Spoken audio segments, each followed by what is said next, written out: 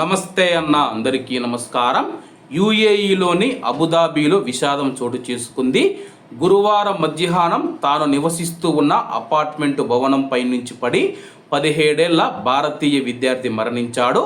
Abu Dhabi Indian స్కూల్లో చదువుతూ ఉన్న అలెక్స్ బినోయ్ తాను ఉంటూ ఉన్న అపార్ట్మెంటు 3వ అంతస్తు నుంచి పడిపోయాడని అబుదాబికి చెందిన భారతీయ సామాజిక కార్యకర్త వెల్లడించారు.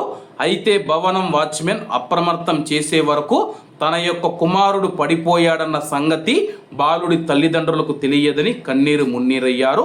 3 పిల్లలలో చిన్నవాడు అలెక్స్ తాను గ్రేడ్ 12 సిబిఎస్ఈ బోర్డు పరీక్షా ఫలితాల కోసం ఎదురు చూస్తూ ఉన్నాడు. అతని తల్లిదండ్రులు బినోయ్ థామస్, ఎల్సీ బినోయ్ యుఏఈలో చాలా కాలంగా నివసిస్తూ ఉన్నారు. ఎల్సీ అబుదాబిలోని ఒక ఆసుపత్రిలో నర్సుగా పనిచేస్తూ ఉన్నారు. యువకుడి మృతదేహాన్ని శనివారం సాయంత్రం అతని స్వస్థలమైన కేరళకు తీసుకువెళతామని, అక్కడ అతని యొక్క అంత్యక్రియలు పూర్తి చేస్తామని చెప్పి ఆయన తెలిపారు. బాలుడికి 2 అన్నలు ఉన్నారు. భారతదేశంలో నివసిస్తూ ఉన్న డాక్టర్ రాహుల్ బినోయ్ ఒకరు కాగా మరొకరు పోలాండ్లో పనిచేస్తూ ఉన్న రోహిత్ బినోయ్.